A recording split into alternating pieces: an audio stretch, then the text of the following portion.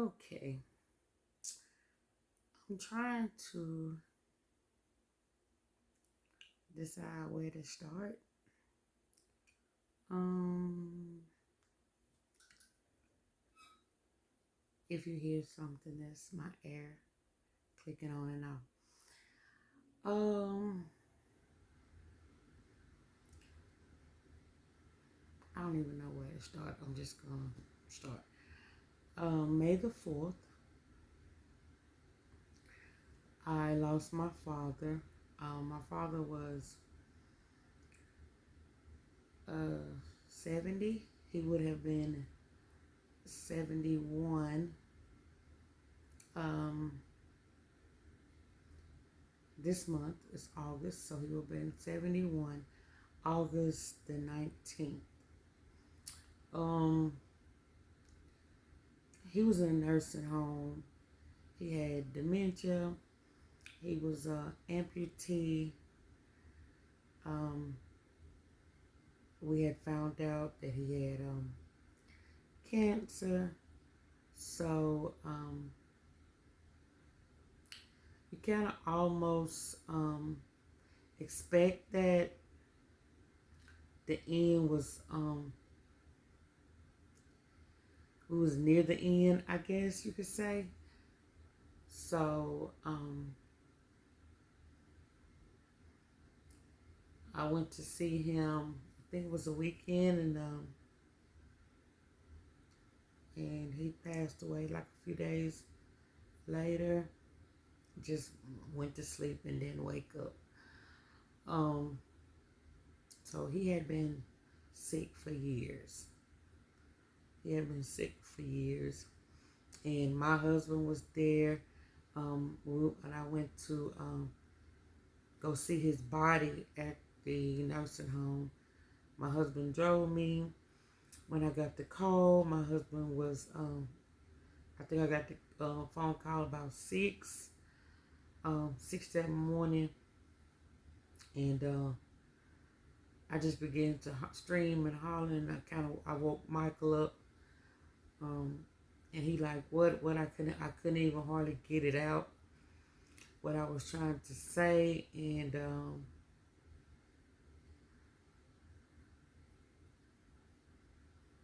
I think somebody gave him, he took the phone from me, and my sister began to tell him what had happened, and he just hold me, kept saying, "I'm so sorry, babe. I'm so sorry. I'm so sorry." And he began to call everybody for me and tell them that Dad had passed away. Um, it took a few weeks.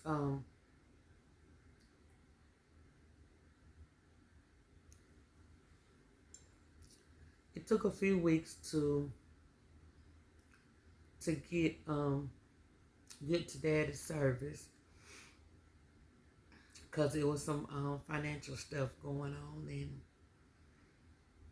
and we finally got to his service, and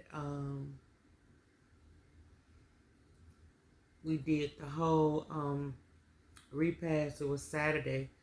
We did the whole repast out to my husband's family home.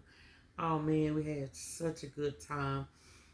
Um, my sister who passed away in 2015, um, all her kids was able to come. All four of them was there, and it was it was just so good to see them. But I want to rewind back just a little bit. I had got Michael a suit, ordered Michael a suit for Dad's funeral, and it fit him real good. And that Saturday of the funeral, he was like, "Babe, my suit done got tight across my stomach." We didn't think nothing of it. Um, I said, "Oh, okay." Like, babe, you don't gain weight or that quick. Didn't think nothing of it. He didn't say that he wasn't feeling good. or nothing like that. And so we went to the funeral, had the repast. All the kids enjoyed themselves. We sitting around laughing and talking. People came out. We enjoyed. We ate so much food. Enjoyed. Um, Michael was supposed to help my brother cook fish, cause that was the main thing that we was cooking was fish, and we had a butane fryer, and my brother had a butane fryer, but he wasn't feeling up to it.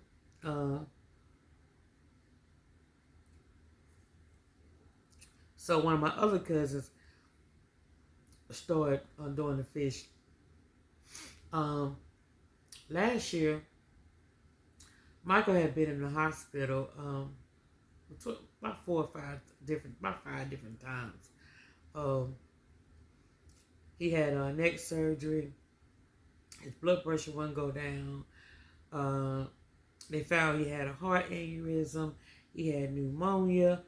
Um, so 2022 was a rough year for us in general, with him getting down sick, not being able to work, us having to move out our place and move in on his mom with his mom on their property, and but we were still trying to remain positive, and everything was looking up, and we felt like things was getting better, but Michael was in a depressed state, and because he used to working, and he was taking over 30 pills a day, and just trying to keep the blood pressure down, because with having that aortic aneurysm, his blood pressure couldn't go up. Um, so back to the repast, he kind of just dragged around talking, and really wasn't himself, but I just kind of figured that he wasn't feeling good. Late after everybody was gone, he started saying he was tired, he wasn't feeling good, and that was Saturday. Um, Sunday, he kind of had a rough day. He wasn't feeling good, so we just laid around the house because we were supposed to go to one of my cousin's wedding. Well, we didn't go, so we just laid around the house, and and I just kind of watched him, and he said he wasn't feeling good, and I was like, "Do you want to go to the hospital?" He said he didn't want to go to the hospital. Um, he was saying that his chest was hurting, but what he thought was normal was acid reflux, because he did have that. Um, he started, like throwing up, but it wasn't food. Like he thought, again, that his stomach was just upset. Still said he didn't want to go to the hospital Monday. He said he was feeling a little bit better. That was Monday.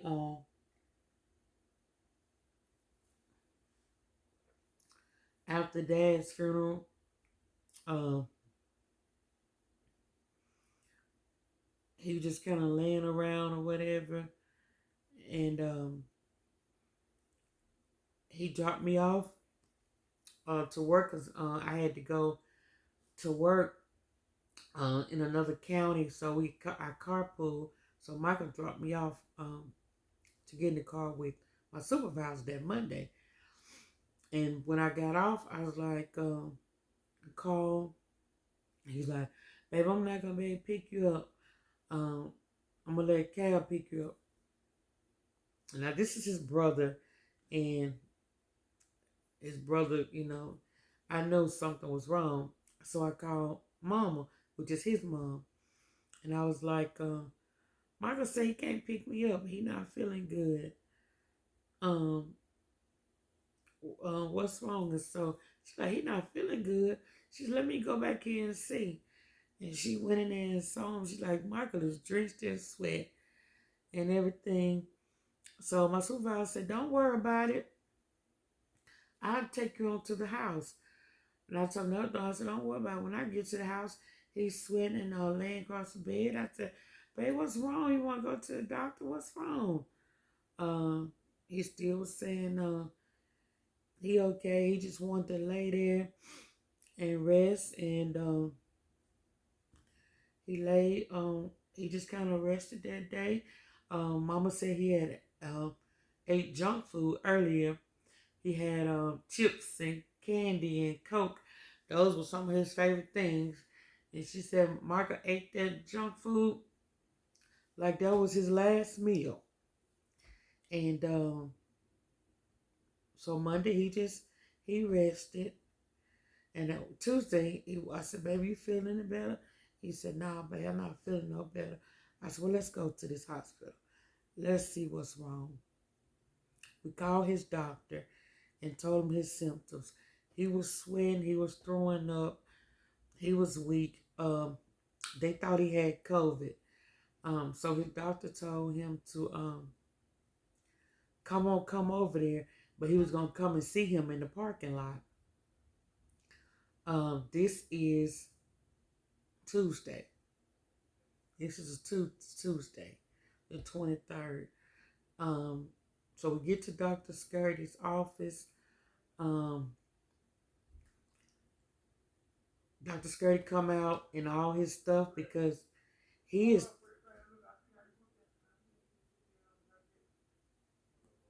It's somebody outside. I don't know. It caught my attention. Um, so he's so we sit outside and Dr. Skirty come out in his whole gear because he think Mike has COVID. Then they started examining him and everything, and he listened to his heart. Um, and then he started listening to his stomach, and he kept listening to his stomach like what it seemed like forever. Um, and he was like, "Go, go to the ER." He said, "Your bowel's not moving." And when I think about it, my husband was real nervous, and he be so nervous going to the doctor and stuff, but he really wasn't nervous. Like he was like, "Okay, I'll go to the doctor." So we went to the ER. That was about 9, and we got to the ER about 10. And we stayed in the ER, man, till about 5 or 6, until they finally decided to give us a room. He said he was hurt. Um, they gave him morphine, but he still said he was hurting. The way he was talking, they found out that the aneurysm had done changed. Um, Michael had stage 3 kidney disease. By the time we got to ER, it was a 4. So he remember I said his bowel wasn't moving. Um, and he already had COPD. He had lung disease, so he had a lot fighting against him already. Extreme high blood pressure. He had been sick for a while. He had been sick a long time, and I feel like I feel like his spirit was tired. I feel like his body was tired, and he was hooked up to everything in the ER, but I feel like the ER missed it. I feel like we missed it. Um, Now looking back, his body was shutting down the entire time, and nobody seemed to see. Okay, he had stage 3 kidney disease. Now he had 4. His bowels are shut. Now they thought that he was just his bowel had obstructed. Maybe he just had to go, and they was trying to get him an enema and all of that.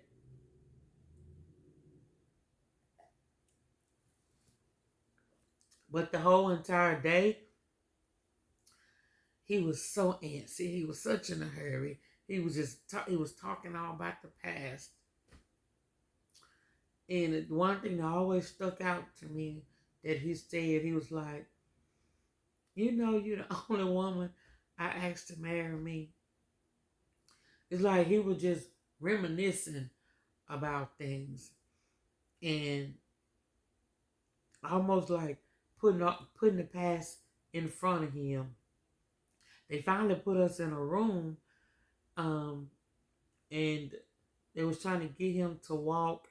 My brother and sister in law came in to visit with him a little bit, and he was, trying to laugh and talk, and still saying that he didn't feel good, and he said he was having trouble breathing, so they gave him oxygen, um, and they wanted to try to see could he have a bowel movement, um, but he couldn't have a bowel movement with the enema, and so he got back in the bed, and I'll never forget like how he was looking. He was looking so defeated. He was looking like he was just so over it. He was looking like he was just over everything. And I was fixing my bed, and he was like, baby, I think I'm going on myself. I said, well, let me go get somebody. He was like, no, no, no. They said it's going to happen. Let it go, baby. It's okay. I'm all right. I was like, okay. I didn't want to fuss. I said, okay. I started fixing my little cot so I can try to get some rest. And he just had the remote control, just just turning the TV, just turn the TV, like just watching me get the bed ready, just turn the TV. And I laid down and dozed off, and I looked over at him, and it's like he had his back turned, like he was trying to get water. And I still do not know to this day if he was trying to get water or if he was in some type of trouble or distress. And I just didn't know it because what it looked like he was trying to get water. So I kind of dozed back off. And I I heard the nurse come in because I thought he had no one to sleep too. And the nurse came in. She's like, "I'm back," and I woke up, and she said, "Mr. Bell." I looked over there. He was gone, just like that.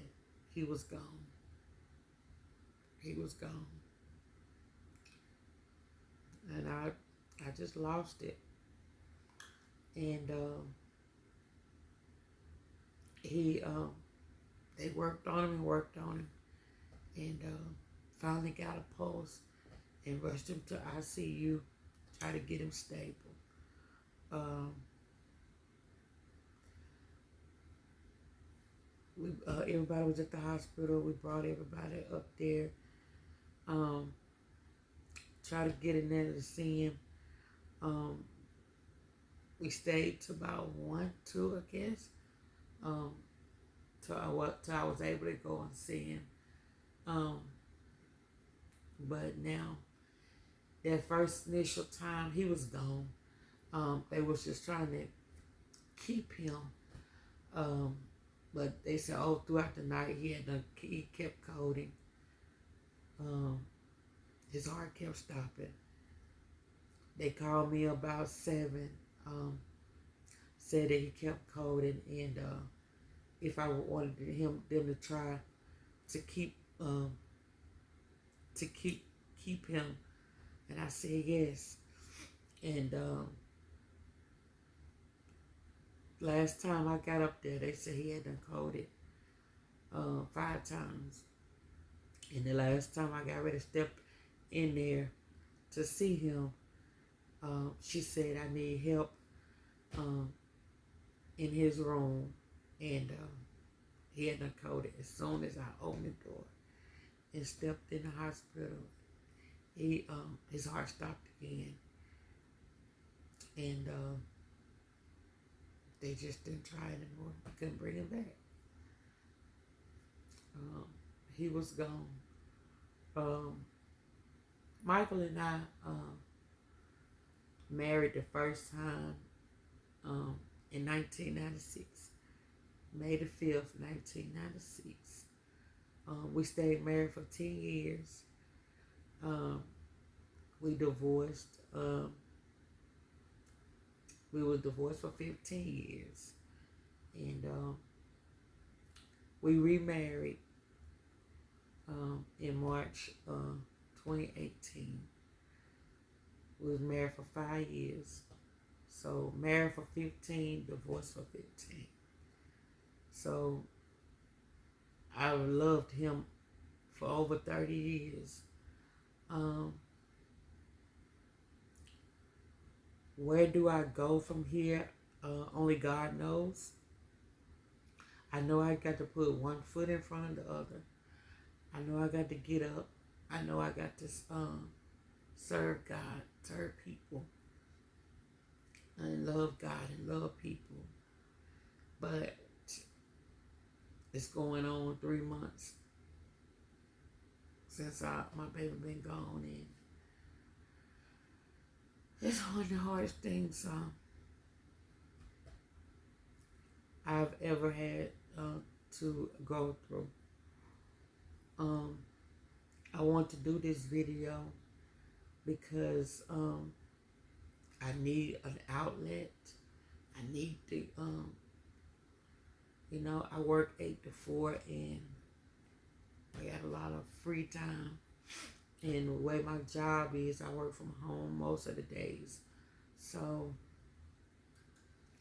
being able to talk to a camera and get my thoughts out and get my emotions out and help somebody else. I am only standing because of God's grace. I'm only here because of God's grace. I stand on God's promises. I believe Jesus died for all our sins. I believe he is the Son of God. I believe Michael is resting in God. Michael was a saved man. We had problems in our marriage, good times in our marriage, fun times in our marriage, but the good always outweighed the bad. And I loved him, and I love him with my whole heart. I was trying to grieve my dad, but my husband left and took up my whole heart. So, if you know that somebody needs this video, share it. Give me your comments. I want to hear stories because I know I'm not the only widow on YouTube. I am at chapter 50 in my life, and I pray every day that God continue to heal me, give me understanding, give me wisdom, allow me to still be a good mother for my children because they grieving, and encourage somebody else. I love y'all, and I will talk to y'all soon.